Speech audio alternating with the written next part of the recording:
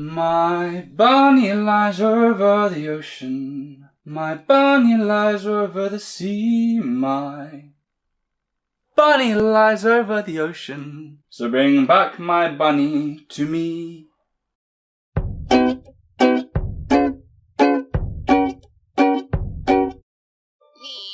What's up, Doc?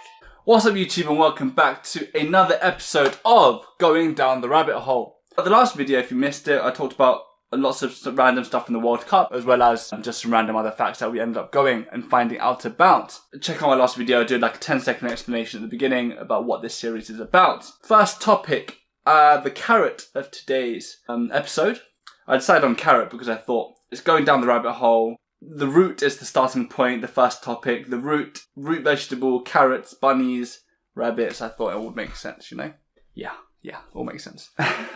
So I'm going to start straight away with a story that my sister sent me. Now, I love her. She's great. Finds the weirdest stories online. And today's is no different. Body of dead teen honoured with extreme embalming. Is posed with video games, sunglasses and snacks. The Yahoo News story, because we've decided that these have the best stories. He's a deceased teenager who loved basketball and video games and was honoured at a creative wake. The funeral home where the wake was held is accustomed to unique requests. So guys, if you want to, have a weird wake and like a extreme embalming, head on over to Charbonnet Labat Glapion Funeral Home in... What are these words? Why are they so difficult? It couldn't just be like the Justin Smith Funeral Home in London. Other things that they've done include a woman that was 53, posed with a beer and a menthol cigarette and an ashtray. Oh, so her loved ones. When I walked in, I feel like I was in her house and I didn't hurt so much. Yeah, I guess it's sweet. Freaky, but sweet. It's like she's not dead. It's not like a funeral home. It's like she's just in the room with us. Yes, in the room with you, sitting, very unreactive, kind of hard-looking, kind of glossed over. Not the liveliest person in the party. Boom, boom. Is that disrespectful? I'm sorry.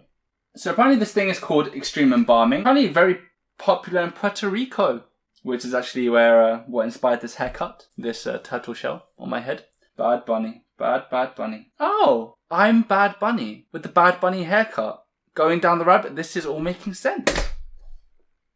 Now, for those of you who don't know what embalming is, let's give it a quick Google search. So embalming is the art and science of preserving human remains. From my experience, I haven't embalmed things. I haven't. But from my experience, most people probably know it from ancient Egypt, where they embalmed mummies, which is why we have such amazing mummies and mothers in museums. The intention is to keep them suitable for public display at a funeral or for religious reasons. How do you embalm a body? With pictures. Not sure if my stomach can take that right now. You choose your incision site. The arteries are embalmed by simultaneously introducing an embalming fluid, a mixture of formaldehyde and other chemicals in water, into an artery while draining the blood from a nearby vein or from the heart. It takes about 2 gallons of fluid to embalm a typical body. This is not helping my nausea.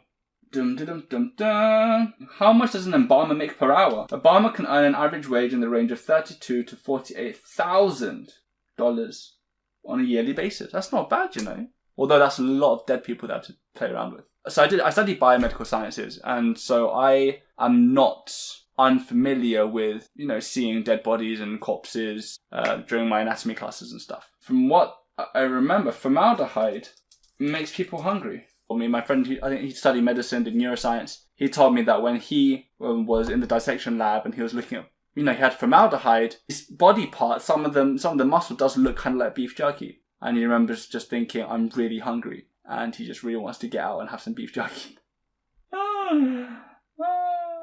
Memories. Okay, let's jump out of this and go into my next story sent to me from my sister. Again, a strange one. But not so disgusting, I don't think. Tooth monster dolls. Oh my word, this is something... Woo! Interesting. Whoa, I'm gonna have nightmares about this one. What is this? People are freaking out about these tooth monster dolls made out of fake baby teeth. Oh, goodness me. What are these things? What is that? Oh, gosh. To be fair, those teeth look pretty clean. Good teeth. So these are little dolls that appear to be made with children's teeth. It sounds terrifying, yes it does. So it's a tooth monster doll. So you take your little one's baby teeth and sew or glue them into a monster doll's mouth. Now your child can cuddle with a plush toy made from his or her own discarded body parts. Fun. I mean, this person seems to love it. OMG, I love this. Like, seriously, what else are you supposed to do with them? Throw them away. What happened to just the good old days of the tooth fairy, you know? Stick it under the pillow. Next day you wake up, there's a £1 coin there. I think somebody had a £5 note once. Very jealous of that friend. What other tooth things are there, actually? What is that smile? What is that smile? I'm not gonna lie, the more I look at it, the more lovable I think it is. It's just so goofy looking. Right? Guys? Right? It's cool. Oh, that's terrifying. That is very much like a "here's Johnny" sort of moment there, right? It's called the Fuggler. That's not a toy name that you give to a children's toy, a Fuggler. So let's move on from this terrifying. Oh, it's like an Ewok. Literally, okay, let's move on. Okay, so what do people do with teeth in different countries? So in England, growing up, I was a big fan of the Tooth Fairy. Because obviously the Tooth Fairy, you know, they're busy. And especially with the modern climate and immigration laws, it's difficult for Tooth Fairies to fly around.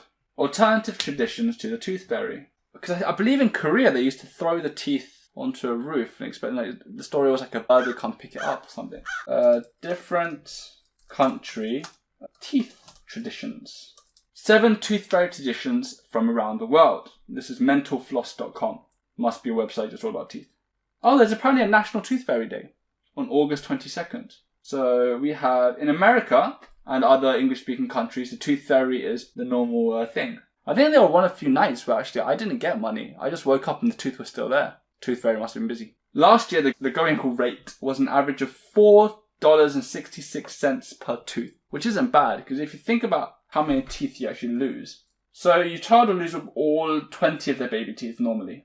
So at 20 teeth, at $4.66 per tooth, you're making, Asian maths again, 466. 20 times 2, that's 93.20. Yeah, you're basically making just under $100. Which is, that's easy money. It's just a bit of pain pulling out your teeth. So when I remember I had a tooth that was basically just about hanging on, and I was wobbling it all day. My sister and my mum came in, and my mum was like, how's it going with the tooth pulling? So I was like, it's not going well. I mean, look, I'm pulling it hard, and it's just not coming off. And then I realised that it was in my hand. It was quite fun. Another one was my sister. Very traumatic experience. My sister has a lot of traumatic experiences with teeth, actually. Wonder why that is. But yes, she was pulling a tooth out, and it was barely wobbling. It was just about wobbling. And my mother's friend was like, "It's just a tooth. Just pull it out. Come here." Sticks her hand in, grabs his tooth, yanks it out. There's blood everywhere. Seriously, not a good episode for my nausea. Now, number 2. In India, China, Japan, Korea, and Vietnam. Historically, kids who lose teeth from their lower jaw will throw their teeth onto their roof, while upper jaw teeth go on the floor or even under it. Make a little tooth plant, I guess. And then the idea is the new tooth will be pulled towards the old tooth. Also, you take a bottom jaw one, you throw it on the roof, so that old tooth is up there, so the new tooth will grow upwards.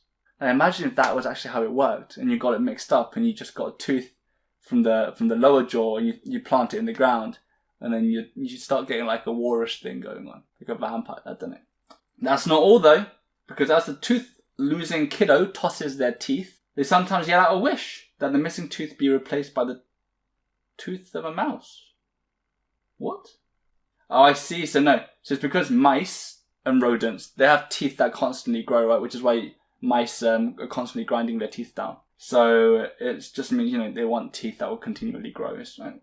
Now in Spain, in España, and other Hispanic cultures, including Mexico, Peru, Chile, Argentina and Colombia, centers around Ratoncito Perez, aka Raton Perez, aka Perez Mouse, aka El Raton de los Dientes, who is just what he sounds like. He's a mouse who collects teeth. I think I may have heard of this. Quite cute, actually.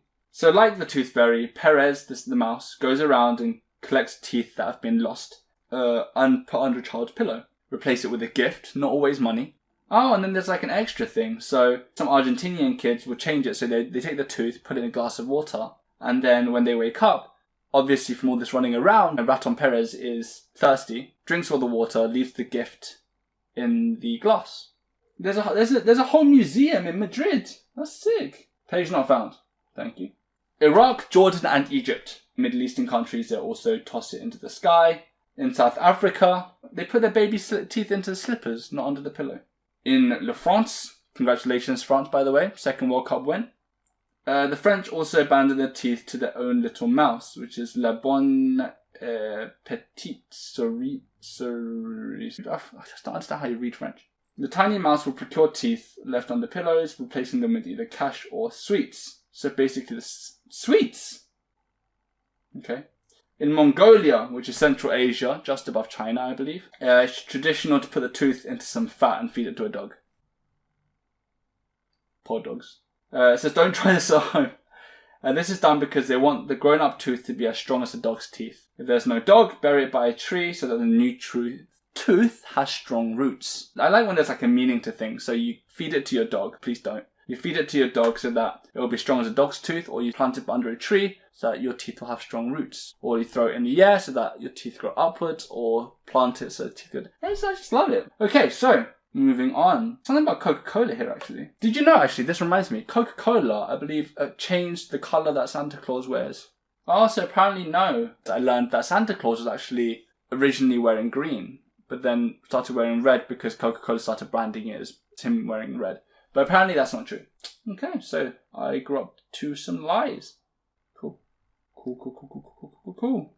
The Coca-Cola company owns everything, apparently. A little thing for you. Different fast food venues will actually have different types of drinks available. I think in England, you go to KFC, they've got Pepsi, they've got Tango. I believe because it's all owned by the same company. So if you go to McDonald's, you've got Coca-Cola, Oasis, Fanta, is because all of these drinks are owned by the Coca-Cola company. What does the Coca-Cola company own? So, top companies and brands owned by Coca-Cola. Coca-Cola, Diet Coke, Coca-Cola Zero, Sprite, Fanta, Dasani, Ciel, Smart Water, Minute Maid, Simply Orange, Del Valle, Powerade is owned by Coca-Cola, Vitamin Water, Odwalla, Fuse Beverage, Honest Tea. Interesting. Juice.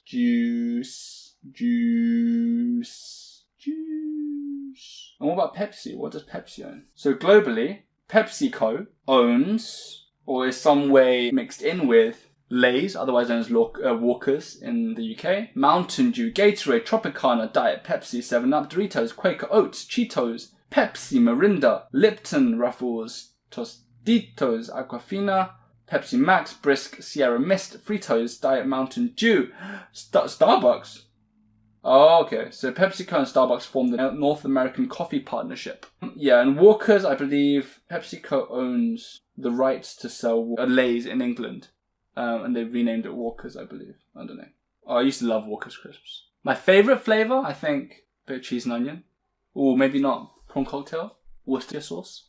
Ketchup. That was an interesting one. I quite enjoyed that one. I don't know. Let me know in the comments below. What your favourite, flavour of Walker's crisps or Lay's crisps is. Probably get some weird people that are like roasted chicken and stuff. I mean, I like all of them, to be honest. But no one's going to say roasted chicken is like the favourite, right? Weirdest Walker's crisps. So I found this list on Bored Panda. Oh! Well, hello! Milk chocolate Lay's.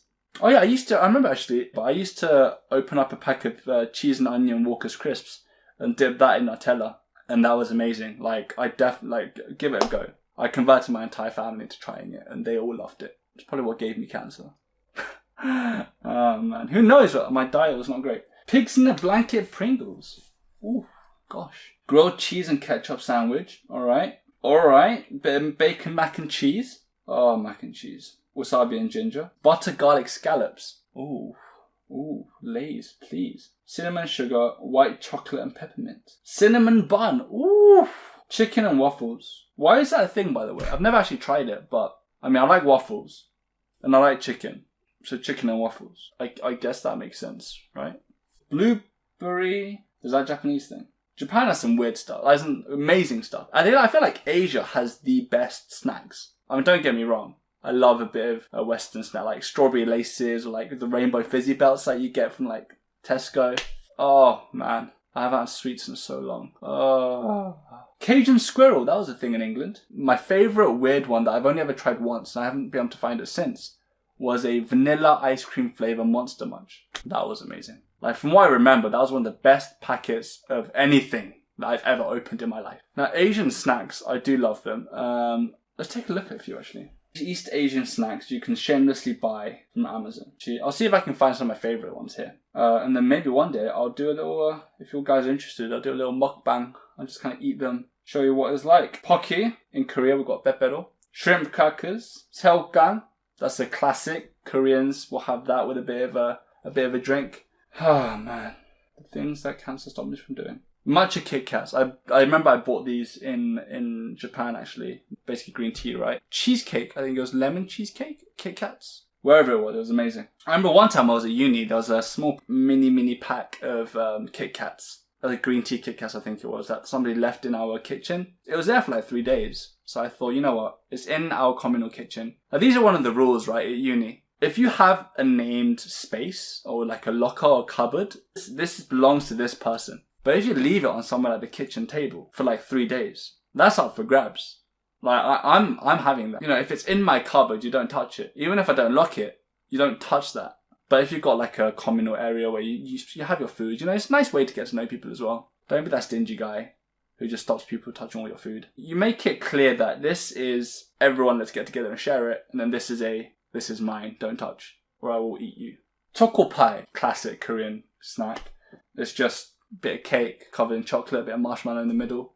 Woo. It's like a better wagon wheel, I guess. I did love wagon wheels growing up though. White rabbit candy, that's really good stuff. That's some good stuff there. It's like in rice paper and you eat the paper as well. Creamy, milky. Wasabi peas, yeah, those grow on you like a tumour. I live amongst loads of Korean food around me. Like, it's basically like the Koreatown of England. Even though I live in England, I do get access to loads of Korean snacks, and I love them. I feel like England does better sweets, the gummies, and do like a bit of chocolate as well, Mars bars, you know, that sort of thing. But then Asian snacks, I just feel like they're better. I'm sorry guys. If you want me to do a comparison video, let me know, but Asian snacks, they pretty much nail it. Oh, pineapple cakes. Oh gosh, yeah. Absolutely. Absolutely. Oh boy. I'm going to leave it there for today. I feel like we covered a lot. Let me know how you enjoyed this one. The other one, you know, had a kind of a World Cup topic. This one is kind of random. Really just going down the rabbit hole. Yeah, so, as per usual, leave a like if you liked. Leave a dislike if you disliked. Leave any comments and feedback and suggestions in the comments below. Let me know if you have any new carrots / first topic suggestions. And let me know how you felt about this entire episode. Still developing, still early stages, so still could go anywhere with this series. And finally, hit that subscribe button if you haven't already. Let's go, challengers.